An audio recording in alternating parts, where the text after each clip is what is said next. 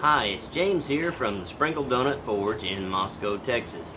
And I want to tell you I had the most wonderful experience over this last weekend. I got to go actually spend some quality time with Robinett, the maker of the prize hammer for the hashtag Make a Mallet Challenge. A very brilliant man, excellent welder, good people. And he taught me how to use a welding machine, and we built a fire pot for the forge that he has taken upon himself to build for me, which is just super humbling. And we fabricated.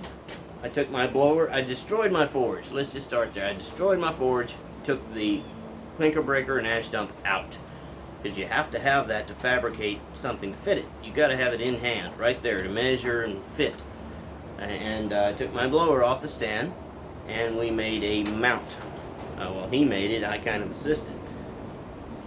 So it's really cool, and he said there's no reason you can't take that duck's nest, that fire pot, home and go ahead and cut it into your table and use it, and you'll be used to how it functions when I bring the forge in a month or two. So I got that welding box out, took the skills that I learned over this weekend from this brilliant man, and yeah, I'm not going to say I can weld like him, but I made it stick together. So I'm going to pause this clip and show you a clip of the construction of the fire pot and how I cobbled it into the old welding table that my forge used to be built on. So I'll cut this clip and we'll take a look at it, and I'll explain a little bit about what went on. See you in a minute. Well, here's what I got. I took some old chainsaw bars. They're like 3-ply steel, so I can't forge them into nothing, and I just welded them to the side. I needed a through pass, so I made this little gate so I can put things through. That's 1/2-inch plate steel, all welded together to make a nice deep fire pot. There's my green coal. There's some coke I have saved. I have a ledge around it. I took a fire poker I wasn't happy with and hung it on the side of the forge and welded it and hung all my tongs on it. There's the end of the poker. Kind of hard to see. So let's look inside the cabinet. If you can see this, there is my old ash dump and clinker breaker. Here's a piece of pipe I had buried in the mortar, which I excavated and took a torch and cut me a hole through. Hooked my blower back up. So this is all perfectly functional in a perfect world. Everything fits perfect. Got the blower back on the stand for the time being. So let's start a fire in here and see what it does.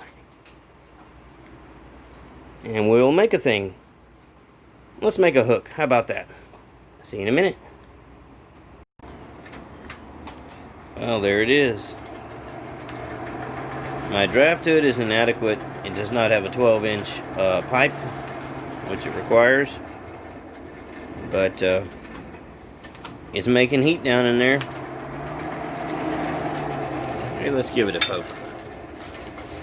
Oh yeah, there it is. Well, let's get this hot and do something with it. I'm excited. See you in a minute. She's roasting. So, I got a piece of steel hot. Let's make an S-hook. I'm going to use the hammer made at the Spring Fling County Line Forge by the entire Quad Squad for me. Well, let's go for it.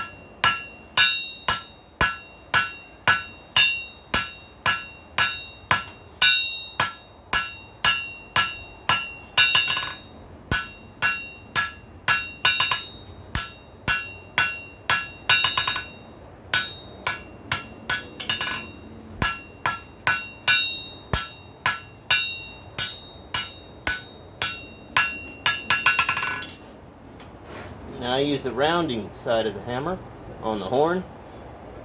Got round surface above and below to help draw the material out. And then to straighten things out, I use the flat side of the hammer. Notice it's flat here, but it falls off to straighten the equation.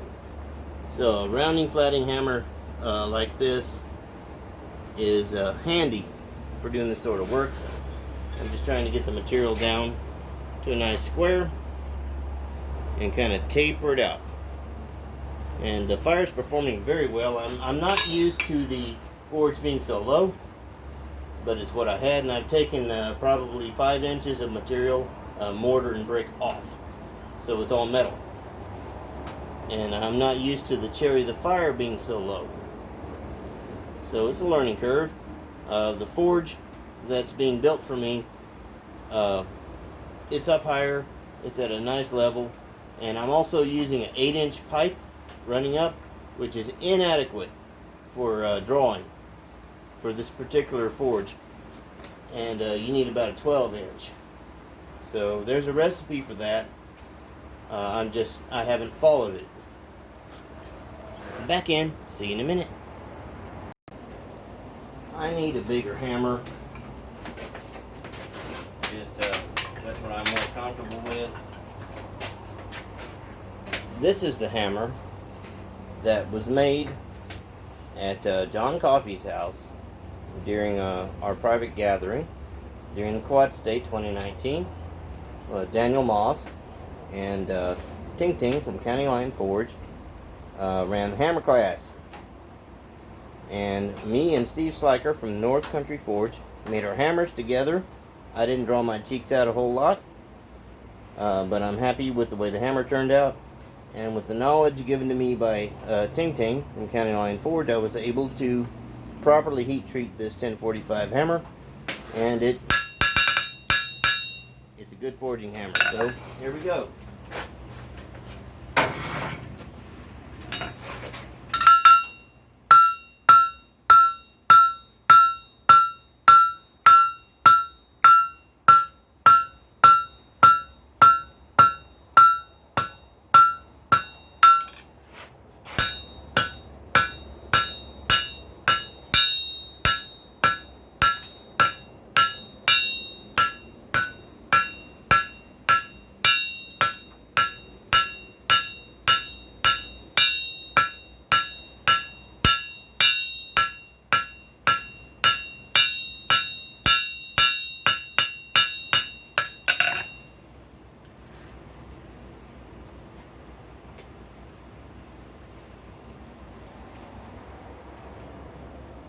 Alright, let's cut this off.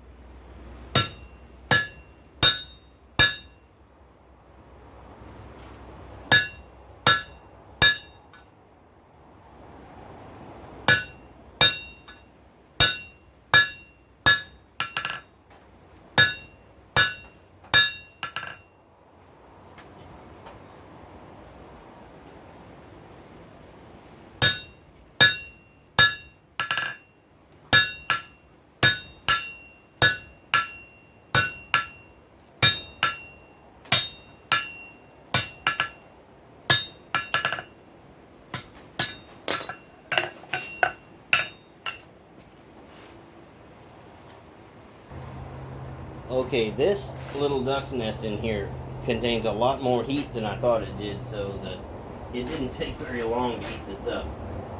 Like half the time it normally does me, so I'm very pleased. Let's draw this out, get it to a point. Round and round.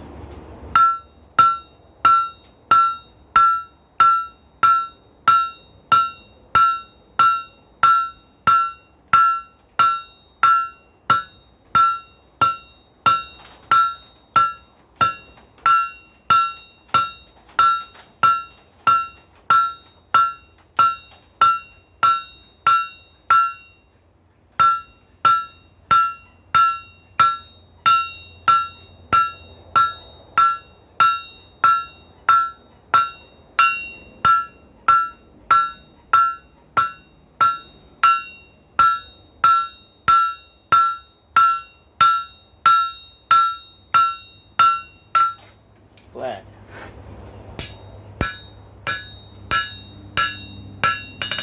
Flat.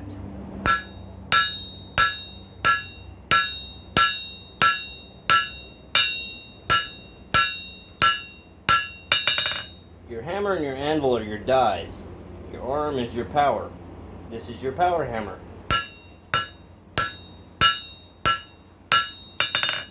If you need to produce work on a larger scale,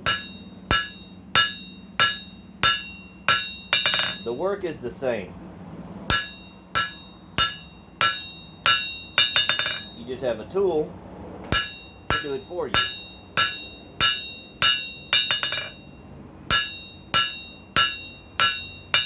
A treadle hammer is your striker. Power hammer is your mover. All we have for the dies of the power hammer right now is a round and flat and all the shapes of the anvil. The entire thing is a tool, so you utilize it to save yourself as much work as possible and produce your work as efficiently as possible. Until you actually get in the fire, you're not going to learn anything. You'll learn about stuff, but you're not going to learn what it's like to move metal until you move it. Right now the steel's pretty cool. I'm just planishing out some lumps with the flat side on a nice graded surface. So here's what we got. We got our little point in the tongs, see? And we're trying to make that symmetrical as possible and then draw that out to a point. You have 2 points, you can start your hook. See you in a minute. Now before we go for the point, let's try to lay this thing out nice and square. So I got a good heat on it. I'm going to take it on the flat, with the flat of the hammer, and try to lay this thing out nice and square and try to make it more symmetrical. Until you know how to move steel by hand, you have no business even thinking about using a power hammer or a treadle hammer or any of that. You have to learn how to move metal. Once you learn how to move metal, then you can use equipment to move metal more efficiently and produce more and save your arm. If you have problems in your arm to where you can't use a hand hammer like a 3-pounder, I would not suggest starting with a 3-pounder. I would start with something like a 2-pound. A 2-pound ball peen hammer is great. You can use that for forging anything you want. Anyway, I've rambled long enough. Let's get this thing out and try to make it more symmetrical and square it off. Here we go. Lay it on the flat. Follow it down. Follow your stock from the biggest part down toward the littlest part. Don't try to close in a tip or you'll end up with a cold shut. A cold shut is where metal is coming together in fish lips and it's not at welding heat, so it doesn't join. So if you'll notice, I'm kind of moving the hammer from the big part of the stock and pushing. You can push and pull with the hammer. Direct your strike. Okay, and it's at planishing heat now, not forging heat. So you just lay the lumps out. You know you've got to reheat. Go ahead and lay your lumps out and try to make it a little smoother. Now that end's looking pretty good. This other end is a little lumpy in this area and throughout, so I'm going to grab it from this end and go ahead and square the rest of it off. So we'll use the next heat for that. See you in a minute.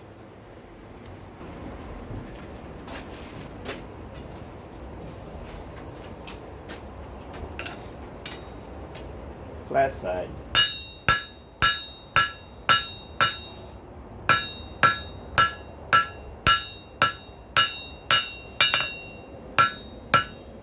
A little skinnier this way. Crown it good, but don't fish lip it. You just straighten stuff out.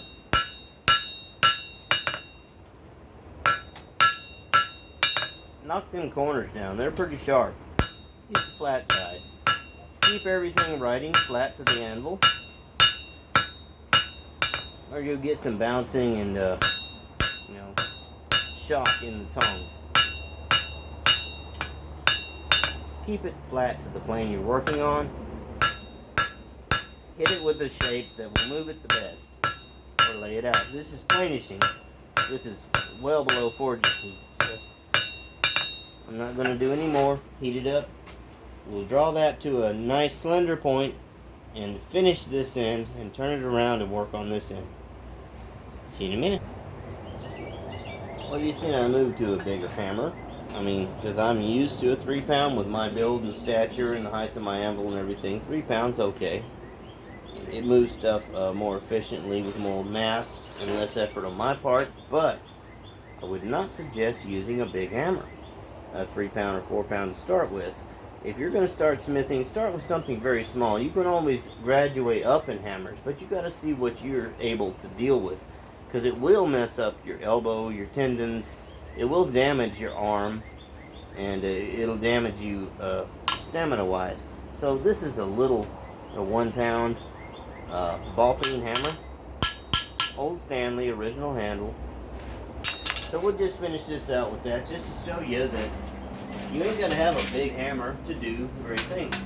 Now, if you're moving big things, the mass helps you. We're not moving big things. We're doing artisan work, so there you go. Let's lay this out with this tiny little hammer and see how it goes. A lot of PSI. Watch.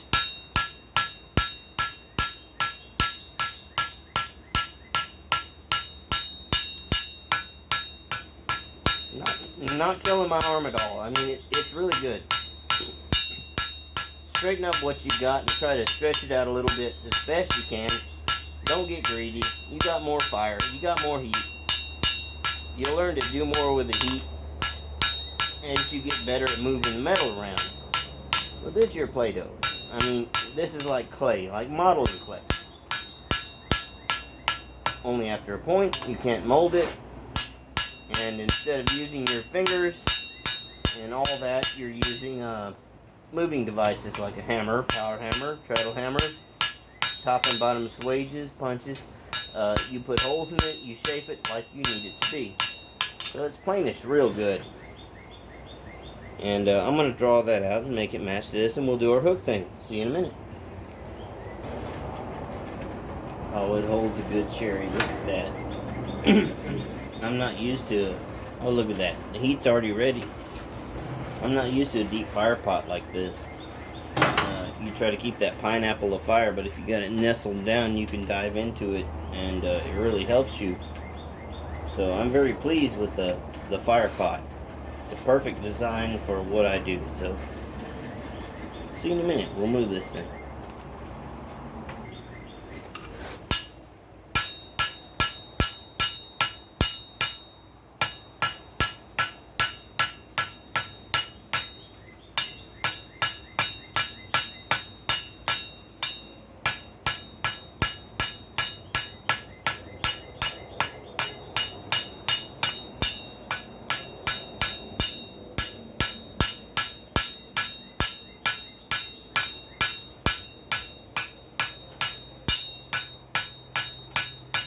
Okay, it ain't moving.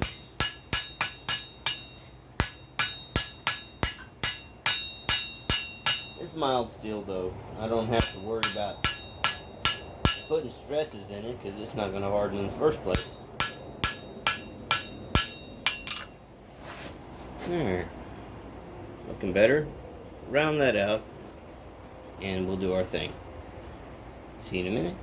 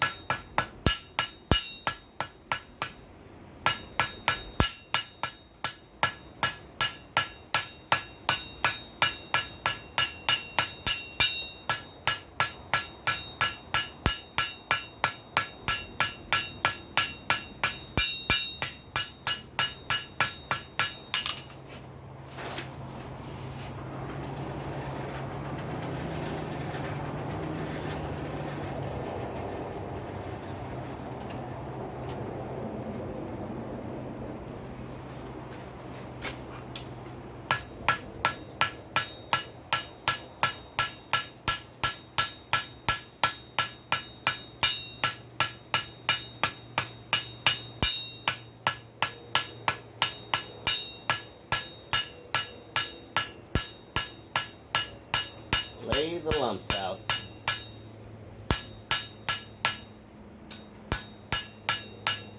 Straighten.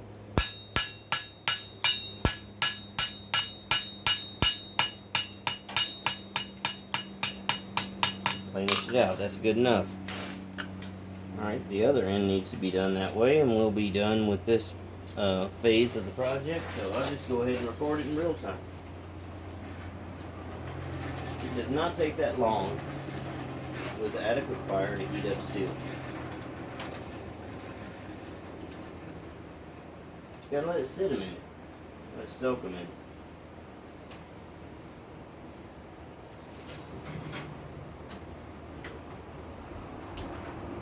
Heat more of it up.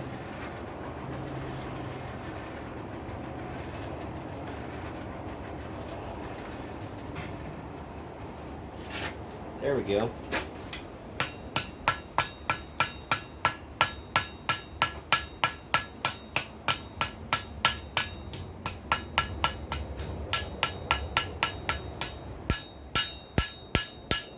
Now the middle's kind of lumpy, so if you want to get real particular, you can straighten that out, but not really at planishing heat. You can do long straightens because it's mild steel. It don't bounce back very bad, so, and you can dull them corners. So do what you can with the heat you got. I mean, don't get greedy though. Reheat. We're almost done here, so I'm just doing some body adjustments to the piece.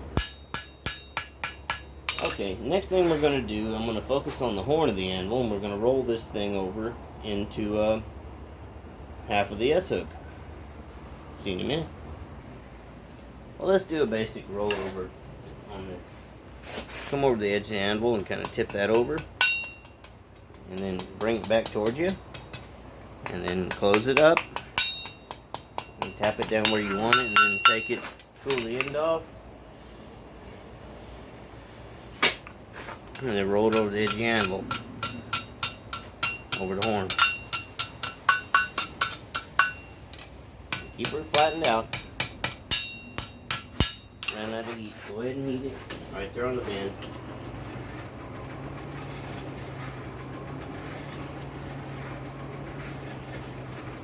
Very nice forge design. I love the firepot. It's amazing. Let it soak a minute. Be patient. Delay. There you go.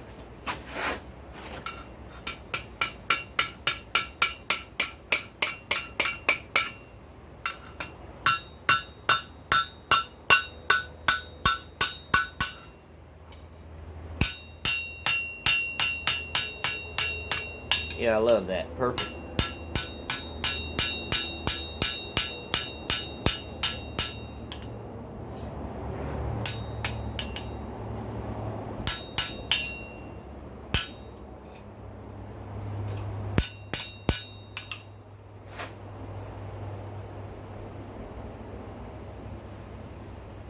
Alright. Other end, same way. See you in a minute.